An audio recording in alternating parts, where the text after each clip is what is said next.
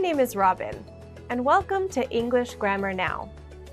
Today, we're going to be talking about the future, part 2.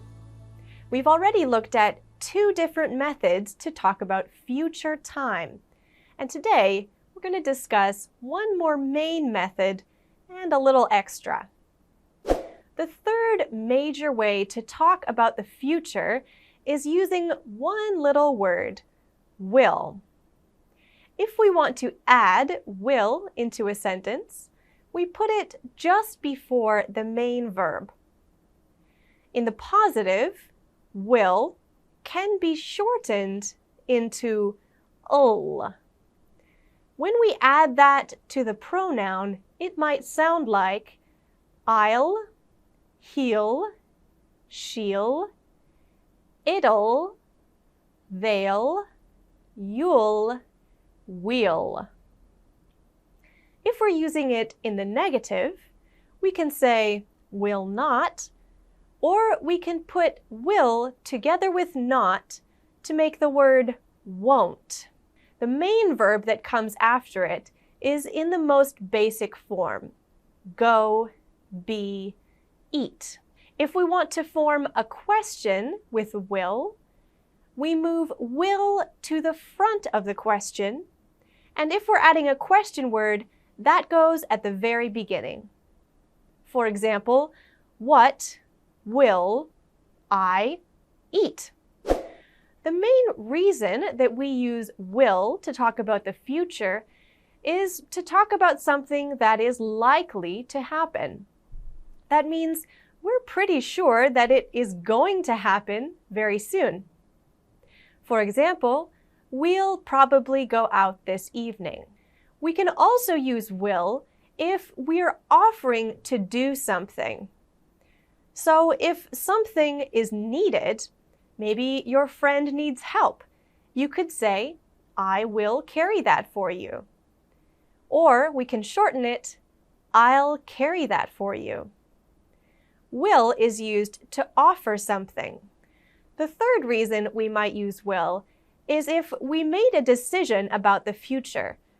We made that decision right now. We sometimes say, I think I'll, I think we'll. So an example might be, it just started raining. I think I'll take a taxi home.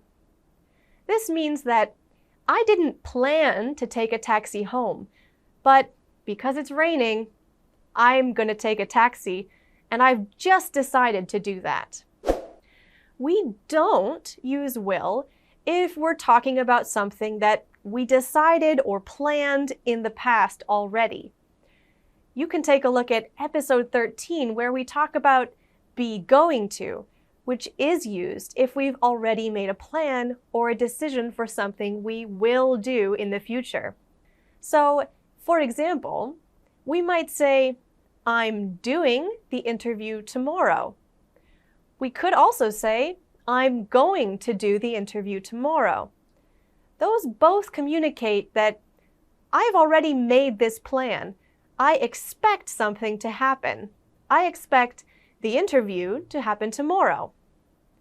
But we probably wouldn't say, I'll do the interview tomorrow. However, if there was a case where you decided just now that that was going to happen, for example, in this little dialogue, if the boss asks, are you available today or tomorrow? You could say, I'll do the interview tomorrow. You just decided now. So you would use will to talk about the future. Here's something for you to try out. In each of these sentences, you can choose if we need to add will or won't. If you'd like, you can shorten will to put it together with the pronoun. Give it a try.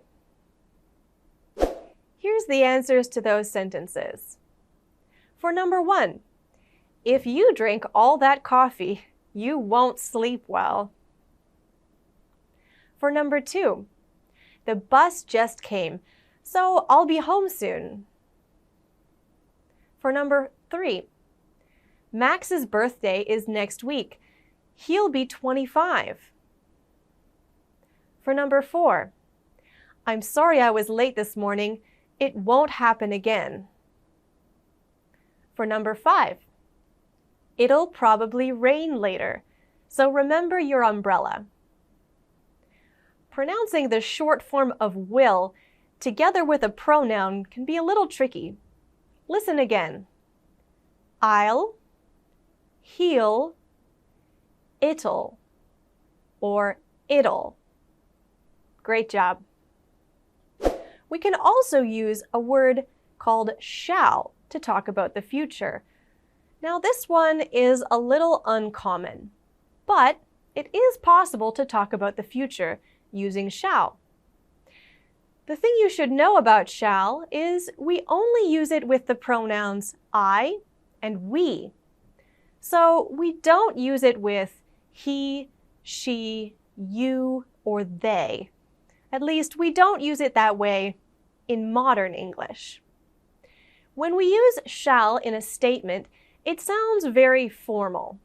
For example, I shall leave in the morning. This is a very formal way to say, I will leave in the morning. Or the sentence, we shall submit the proposal soon. This is very formal, but it is a way to talk about the future. In a question, using shall means, do you think this is a good idea? For example, shall I phone you this evening? Which means, do you think it's a good idea that I phone you this evening? Or the question, where shall we meet? Is asking, where is a good place? Do you have any ideas? Very quickly, let's compare our 3 main ways of talking about the future. We studied the present continuous and be going to in episode 13. Sometimes it doesn't matter which of these you choose. For example, if you are making a basic prediction, you can use be going to or you can use will. The meaning is the same. For example, she's going to win the game. She'll win the game. Those two are pretty much the same meaning. If you're talking about a plan you've made in the past, it doesn't matter if you use the present continuous or be going to. You could say, I'm going to apply for the internship program. Or, I'm applying for the internship program. They have the same meaning. However, if you're making a plan right now, you're making a decision about what is going to happen. You will probably want to use will. Like, I'll take my dog out. The weather is great. Or, I think we'll find a hotel for the night. There is one way of talking about the future where we only use will, and that's if you're offering to help with something. For example, I'll help you set the table. Or, I'll give you one of my water bottles if you want. If you're offering help, the only way to do it is using will. You cannot use be going to or the present continuous. Now you try. In this exercise, you have to choose between using be going to or will. See if you can figure out which one is the best fit for each of these blanks. Give it a try. Here's the answers to those blanks. For number 1, why did you buy that flour? I'm going to make a cake. We've used be going to because it's clear that the person already decided to make the cake. How do we know? Because they already bought flour in the past. For number 2, could someone get me some water? Certainly, I'll get you a glass. This is offering to help someone, so we use will. For number 3, Sam borrowed some money from his parents because he's going to buy a motorbike tomorrow. Because Sam has already borrowed money, he's obviously already decided what he's going to do. So we use be going to. And for the last one, what flavor would you like? I think I'll have the mint, please. This is a decision I made just now, so we use will. Here's an example conversation that uses some different ways of talking about the future. Hi, Grandma. How are you doing? I'm fine. I'm just a little cold. I'll ask the nurse for another blanket. And the sun is shining in my eyes. I'll close the curtain a little. I think I'll get my meal soon. I'll check the hallway to see if they're out there. I'm going to ask if I can go home today. I'm perfectly fine. Here's some different ways of talking about the future together in one conversation. You can see that Lucy is offering to help by doing several different things. She will ask the nurse. She will close the curtain. And she will check the hallway. Now, Grandma makes a prediction. I'll get my meal soon. She thinks this is likely to happen in the future. And at the end, she says, I'm going to ask, meaning she's probably decided in the past that she's going to ask if she can go home.